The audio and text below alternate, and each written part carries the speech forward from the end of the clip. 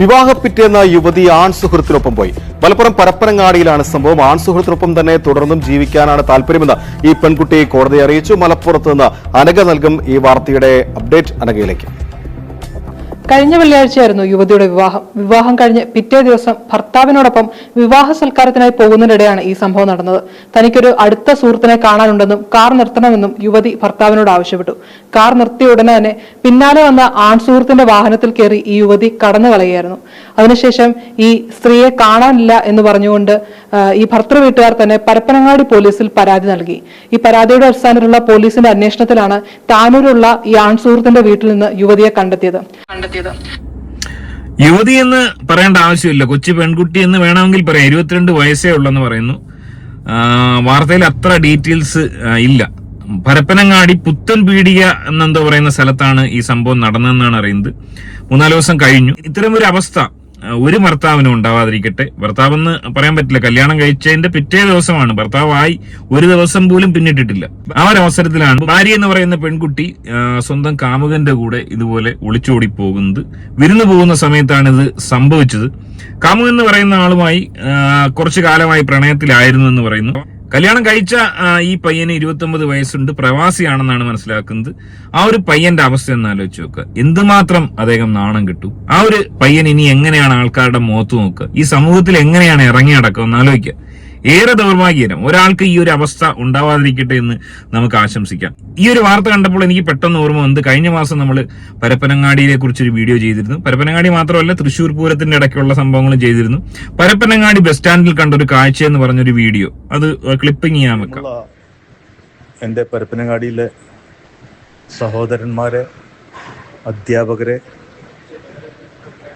രക്ഷിതാക്കളെ, വിവിധ രാഷ്ട്രീയ പാർട്ടിയിലെ പ്രതിനിധികളെ, വിവിധ സന്നദ്ധ സംഘടനകളെ, എല്ലാവരോടും കൂടിയിട്ടാണ് ഈ ഒരു അപേക്ഷയാണ്.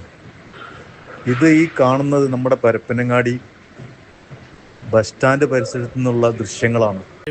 ഈ ഒരു വീഡിയോ ചെയ്തപ്പോൾ ഭൂരിപക്ഷം ആളുകളും ഇവർക്ക് എതിരായിരുന്നു. ഈ കുട്ടികൾ ഈ ബസ് സ്റ്റാൻഡിലിരുന്ന് ഈ ഇത്തരം ലീലകൾ കാണിക്കുന്നത് ഒരു തരത്തിലും അംഗീകരിക്കാൻ കഴിയില്ല എന്നാണ് പറഞ്ഞത്. എന്നാൽ അപ്പോഴും ചില ആളുകൾ ഇത് സദാചാരം പറയുകയാണെന്നൊക്കെ പറഞ്ഞ് ആക്ഷേപിക്കുകയും തെറി പറയുകയൊക്കെ ചെയ്യുന്ന ആൾക്കാരുണ്ട്. അതായത് വലിയ പുരോഗമന ചിന്താഗതിയുള്ള ആളുകൾ അത്തരത്തിലാണ് ചിന്തിക്കുന്നത്. സോ അത്തരം ആളുകളോടാണ് എനിക്ക് പറയാനുള്ളത്, നാളെ ഒരു പക്ഷേ ഇതുപോലെ കല്യാണത്തിന് തലേന്ന് അല്ലെങ്കിൽ കല്യാണം കഴിഞ്ഞിട്ട് ആദ്യത്തെ ദിവസം ഒളിച്ചോടി പോകുന്ന പെൺകുട്ടിയായി നിങ്ങളുടെ ഭാര്യ അല്ലെങ്കിൽ നിങ്ങളുടെ മകന്റെ ഭാര്യ ഒക്കെ മാറിയേക്കാം. ആ ഒരു അവസ്ഥയിലേക്ക് കാര്യങ്ങൾ എത്തിക്കഴിഞ്ഞു. എന്തായാലും അതിനുശേഷം ഇരുവരെയും കോടതിയിൽ ഹാജരാക്കി. തനിക്ക് ഭർത്താവിനോടൊപ്പം പോകാൻ താല്പര്യമില്ലെന്നും ആൺ സുഹൃത്തിനോടൊപ്പം തന്നെ പോകണമെന്നും യുവതി അവിടെയും ആവർത്തിച്ചു. അതിന് പിന്നാലെ യുവതിയെ ഈ ആൺ സുഹൃത്തിനോടൊപ്പം തന്നെ പോകാൻ കോടതിയും അനുവദിക്കുകയായിരുന്നു. അതായത് ഇവിടെ സംഭവിച്ചത്, ഈ പറഞ്ഞ പെൺകുട്ടിക്ക് ഒരു പ്രണയം ഉണ്ടായിരുന്നു. വീട്ടുകാർ അത് ഒളിച്ചു വെക്കുന്നു. ഈ പയ്യന്റെ വീട്ടിൽ പറയുന്നില്ല എന്നാണ് മനസ്സിലാക്കുന്നത്. അതിനുശേഷം ഈ പ്രവാസിയായ ഈ ചെറുക്കനുമായിട്ട് കല്യാണം ആലോചിക്കുന്നു. കല്യാണം കഴിയുന്നു. പിറ്റേ ദിവസം ഇവർ വിരുന്നിന് ഇവരുടെ അടുത്ത ഒരു ബന്ധുവിന്റെ വീട്ടിലേക്ക്, പരപ്പനങ്ങാടിയിൽ തന്നെയുള്ള ബന്ധുവിന്റെ വീട്ടിലേക്ക് വിരുന്നിന് പോയതിനു ശേഷം യാത്രാമധ്യേ വഴിയിൽ വെച്ച് വണ്ടി നിർത്തുകയും താൻ ഇപ്പോൾ വരാം, ഒരു അത്യാവശ്യം എന്ന് പറഞ്ഞ് വണ്ടിയിൽ നിന്നിറങ്ങി പോവുകയും മറ്റൊരു യുവാവിന്റെ ബൈക്കിൽ കയറി പോവുകയും കണ്ട് അത്ഭുതപ്പെട്ടു. ഈ ചെറുക്കന്റെ അവസ്ഥയൊന്നും ആലോചിച്ച് നോക്കാം. ഇവന്റെ ഒരു മാനസികാവസ്ഥ എന്തായിരിക്കും അപ്പോഴും. അതിനുശേഷം ഇവൻ നേരെ വന്ന് ഇവന്റെ വീട്ടിൽ പറയുകയും ഈ പെണ്ണിന്റെ വീട്ടിൽ പോയി പറയുകയും അവർക്ക് അസ്വാഭാവികത തോന്നുകയും ഈ പയ്യനെ, അതായത് കാമുകൻ എന്ന് പറയുന്ന താനൂറുള്ള പയ്യനെ ആ വീട്ടുകാർ സംശയിക്കുകയും ആ വീട്ടിൽ പോലീസ് അന്വേഷണം നടത്തിയപ്പോൾ സൂക്ഷ്യം പോലെ പെണ്ണ് അവിടെ ഉണ്ട്. ഇവിടെ വലിയൊരു പിഴവ് ഈ പെണ്ണിന്റെ വീട്ടുകാരും ചെയ്തു എന്ന് പറയാതിരിക്കാൻ നിവൃത്തിയില്ല. അതുകൊണ്ട് തന്നെ ഈ പയ്യന്റെ വീട്ടുകാർ ഈ പെൺകുട്ടിയുടെ വീട്ടുകാർക്കെതിരെ പരാതി കൊടുത്തുവെന്നും അറിയാൻ കഴിയുന്നുണ്ട്. അങ്ങനെയെങ്കിൽ ആ പെൺകുട്ടിയുടെ വീട്ടുകാരുടെ അവസ്ഥ, ഇതുപോലൊരു മോൾ ഉണ്ടായതിന്റെ പേരിൽ ഇതുപോലൊരു അവസ്ഥ മാതാപിതാക്കൾക്ക് ഉണ്ടായതിൽ എന്ത് പറയണമെന്നറിയത്തില്ല. അത്രയും മോശമായ ഒരവസ്ഥയിലൂടെയാണ് അവർ കടന്നു പോകുന്നത്. അതായത് തങ്ങളുടെ മകൾ ഇത്രയും ചീത്തപ്പേരുണ്ടാക്കി കല്യാണത്തിന് തലേന്ന് കാമുകന്റെ കൂടെ ഒളിച്ചോടി പോയി, ഭർത്താവിനെ ഉപേക്ഷിച്ച് ഒളിച്ചോടി പോയെന്ന് മാത്രമല്ല അതിന്റെ പേരിൽ തങ്ങൾക്കെതിരെ കേസ് വന്നിരിക്കുന്നു. ഒന്ന് ആലോചിച്ച് നോക്കുക, എന്തുമാത്രം അവർ വേദനിക്കുന്നുണ്ടാവും. ഈ പെൺകുട്ടി എന്ന് പറയുന്ന ഈ അവരായ ചെയ്തത് അത് പറയാതിരിക്കാൻ നിവൃത്തിയില്ല. ഒരാളും അങ്ങനെ ചെയ്യാൻ പാടില്ല. അതായത് ഈ പെൺകുട്ടിക്ക് ആലോചന വന്നപ്പോൾ പെൺകുട്ടി മറുത്തൊന്നും പറയാതെ കല്യാണവും കഴിഞ്ഞ് ഈ പറയപ്പെടുന്ന സ്വർണ്ണാഭരണങ്ങളൊക്കെ കൈക്കലാക്കി ഫസ്റ്റ് നൈറ്റും കഴിഞ്ഞു. അതായത് കല്യാണത്തിന്റെ പിറ്റേന്നായിരിക്കാം ഒളിച്ചോടിയത്. അങ്ങനെയെങ്കിൽ ഫസ്റ്റ് നൈറ്റിൽ ഒരു പക്ഷേ എന്തെങ്കിലും കാരണം പറഞ്ഞ് ഈ ഒരു കല്യാണം കഴിച്ച ആ ഒരു പഹയനെ അവനെയും തേച്ചിട്ടുണ്ടാവും. പീരീഡ്സ് ആണെന്നോ മറ്റോ പറഞ്ഞിട്ട് അങ്ങനെ ഒരുപാട് പേര് ചെയ്യുന്നുണ്ട്.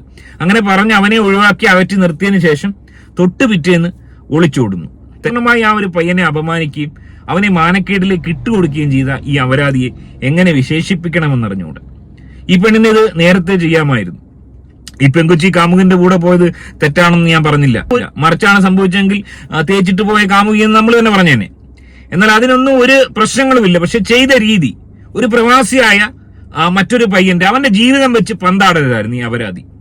പറയാതിരിക്കാൻ നിവർത്തിയില്ല. അവന്റെ ഒരു ആത്മാഭിമാനം, ഒരുപക്ഷെ അവൻ ആത്മഹത്യയുടെ വക്കിലായിരിക്കും. ഇനി ഒരു പെൺകുട്ടികളും ഇതാരെങ്കിലും കേൾക്കുന്നുണ്ടെങ്കിൽ ഒരു പെൺകുട്ടികളും ഇത്തരം അപരാധം കാണിക്കാൻ പാടില്ല. പാവപ്പെട്ട ചെറുപ്പക്കാരുടെ ജീവിതം വെച്ച് കളിക്കാൻ പാടില്ല. അവൻ എന്ത് തെറ്റാണ് ഇതിൽ ചെയ്തത്?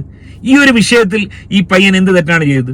അവൻ ഒരു തെറ്റ് ചെയ്യുന്നു പറയാൻ കാരണം ഈ പെണ്ണിന്റെ സ്വഭാവം ഒന്നും മനസ്സിലാക്കിയെടുക്കാൻ കഴിയില്ല. കല്യാണം ഉറപ്പിച്ചതിന് ശേഷമെങ്കിലും എന്താണ് ഈ പെണ്ണിന്റെ ഉള്ളിലിരിപ്പെന്ന് മനസ്സിലാക്കിയെടുക്കാൻ ആ വിഡ്ഢിയായ പയ്യനിക്ക് കഴിഞ്ഞില്ല. എന്നിരുന്നാൽ തന്നെയും ഈ ഒരു ചെറുപ്പക്കാരനെ അവന്റെ കുടുംബത്തെയും അവന്റെ ബന്ധുക്കളെയും നാട്ടുകാരെയും ഒക്കെ ഈ രീതിയിൽ തന്റെ സ്വന്തം വീട്ടുകാരെയും നാട്ടുകാരെയും രക്ഷിതാക്കളെ അപമാനിക്കുന്നതിൽ കൂടാതെ അവരെയും അപമാനിക്കാൻ വേണ്ടി ഈ പെൺകുട്ടി ചെയ്ത ഈ അപരാധത്തരം ഒരു തരത്തിലും പ്രോത്സാഹിപ്പിക്കാൻ പാടില്ല. ഇവിടെ കോടതി ഈ പെൺകുട്ടിയുടെ ആവശ്യപ്രകാരം കാമുകനോടൊപ്പം യാത്ര അയച്ചു. ഇവരുടെ നീ പൈസ ഇടാം. അതായത് ഈ ഒരു കല്യാണത്തിന് ചിലവായ നഷ്ടപരിഹാരം മുഴുവൻ ഈ പയ്യനും ഈ പെണ്ണും കെട്ടിവെക്കുന്ന രീതിയിലേക്ക് നിയമം കൊണ്ടുവരണം. അതാണ് വേണ്ടത്. അവരുടെ ഇഷ്ടപ്രകാരം ഇത്രയും ആൾക്കാരെ വഞ്ചിച്ച് ചതിച്ച് അത്രയും ആൾക്കാരെ അപമാനിതരാക്കി പോയ ഈ രണ്ടുപേർ അതിന് ഉത്തരവാദിത്തം വഹിക്കണം. അല്ലാതെ ഈ പെണ്ണിന്റെ വീട്ടുകാർ രക്ഷിതാക്കളല്ല വീണ്ടും വഹിക്കേണ്ടത്. അത് വലിയ തെറ്റാണ്. ഇത്രയും അധികം വേദനയും മാനക്കേടും ഈ ഒരു അപരാധിയായ പെൺകുട്ടിയുടെ വീട്ടുകാർ ഓൾറെഡി വഹിക്കുന്നുണ്ട്. അതിന്റെ മേളിൽ ഒരു കേസ് കൂടെ വരുന്നു, ആലോചിച്ച് നോക്കുക.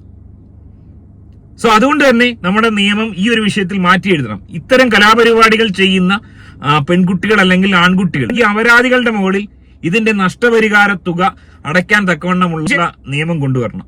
അത് തീർച്ചയായും കൊണ്ടുവരണം. അതായത് ഈ ലാഘവത്തോടെ ആരെയും കൂസാതെ ഈ രീതിയിൽ ആളുകളെ അവമാനിച്ച് രക്ഷിതാക്കളെയും പൊതുസമൂഹത്തെയും മറ്റൊരു കുടുംബത്തെയും ഒരു ചെറുപ്പക്കാരനെ അവമാനിച്ച് കടന്നു പോകുന്ന എല്ലാ അപരാധികൾക്കും ഇതൊരു പാഠമാണ്. ഇനിവേ ഏറെ ദൗർഭാഗ്യകരം. ഈ ഒരു അവസ്ഥ ഒരു ചെറുപ്പക്കാരനും ഉണ്ടാവാതിരിക്കട്ടെ എന്ന് നമുക്ക് പ്രാർത്ഥിക്കാം. ഇനിവേ വിഷയത്തിൽ നിങ്ങളുടെ അഭിപ്രായം കമന്റായി രേഖപ്പെടുത്താം. മറ്റൊരു വീഡിയോ ആയിട്ട് കാണാം. ആദ്യമായിട്ട് കാണുന്നവർ തീർച്ചയായും വീഡിയോ ഒന്ന് ലൈക്ക് ചെയ്ത് ചാനൽ ഒന്ന് സബ്സ്ക്രൈബ് ചെയ്ത് കാണാൻ ശ്രമിക്കുക. ബൈ.